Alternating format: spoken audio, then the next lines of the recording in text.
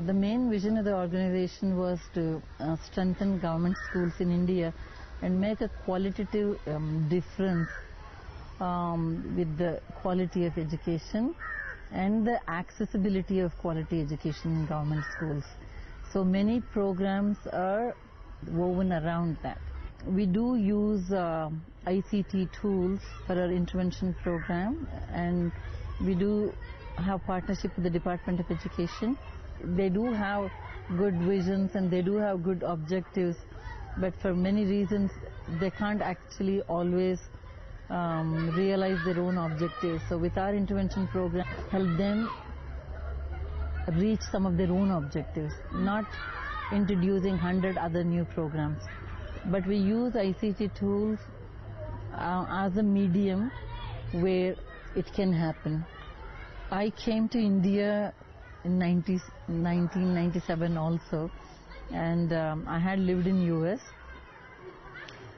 And I came at the time when there was a lot of IT euphoria in the country, and not to take away anything from it, because I am very proud of that. I did notice with sadness that a majority of Indian children, they will not have access to this kind of success, only because they also didn't have an access to good quality education.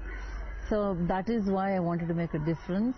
And while understanding the existing scenario, I realized it is quite an overwhelming task, and at best I could probably do some models with few schools, but in a very intense way where it could really have an impact.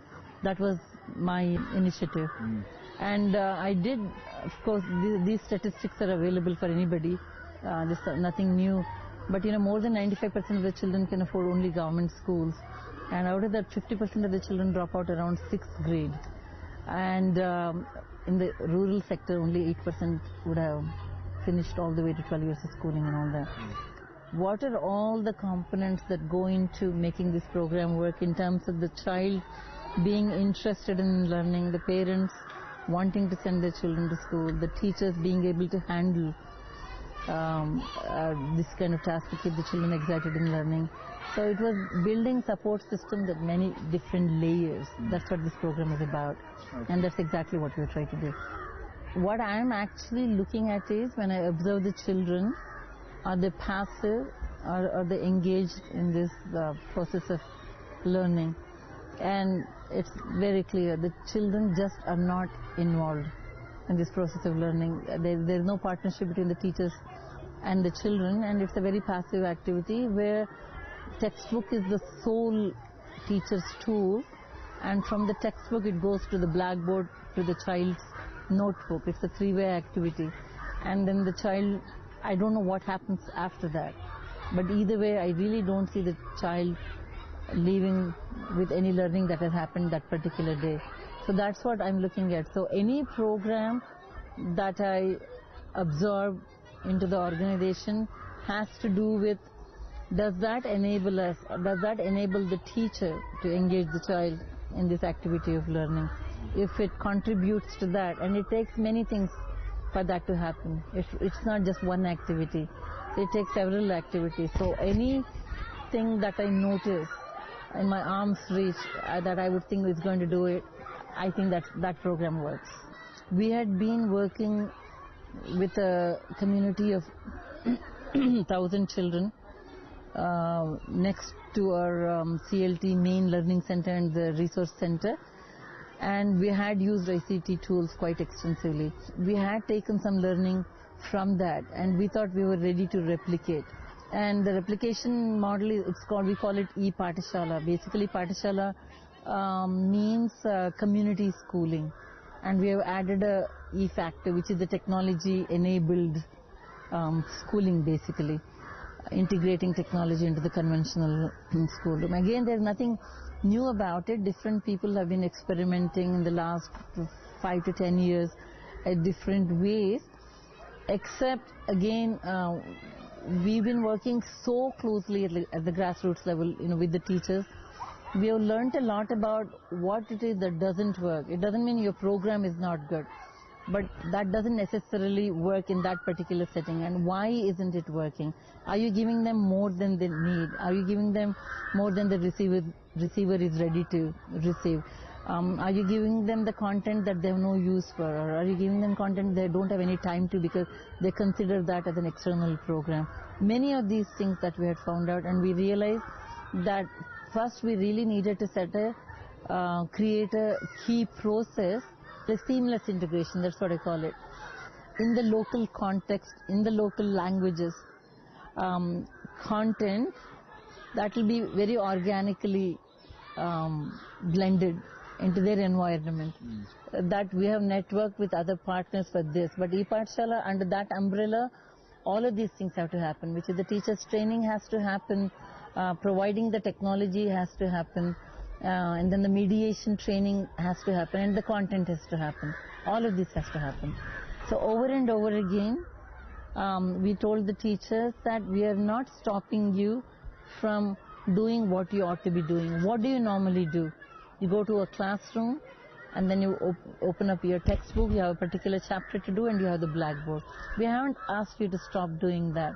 If we taught you to navigate for some support content to do your lesson at the same time frame that you have to do your lesson, would that be a burden to you? They said no, it will help.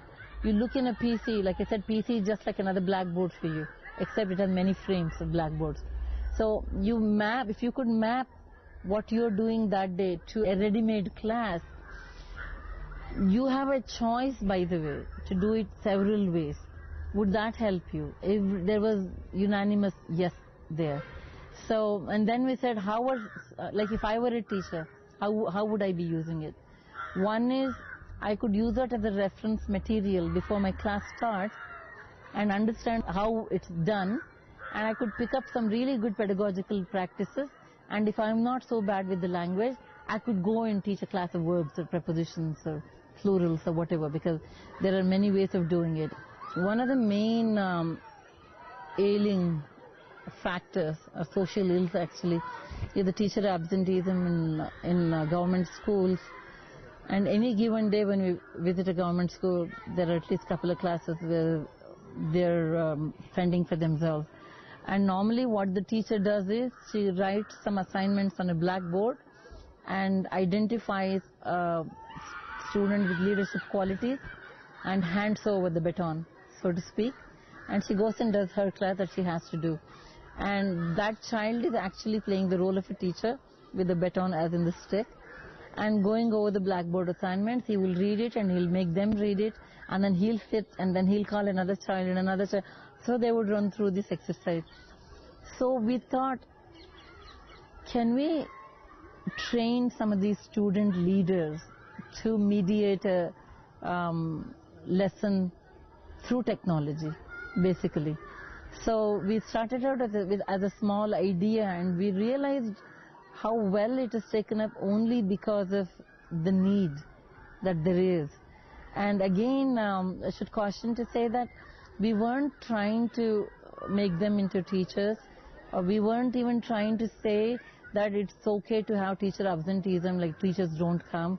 Can some learning be happening while the teachers are not there? Because it's such a common thing.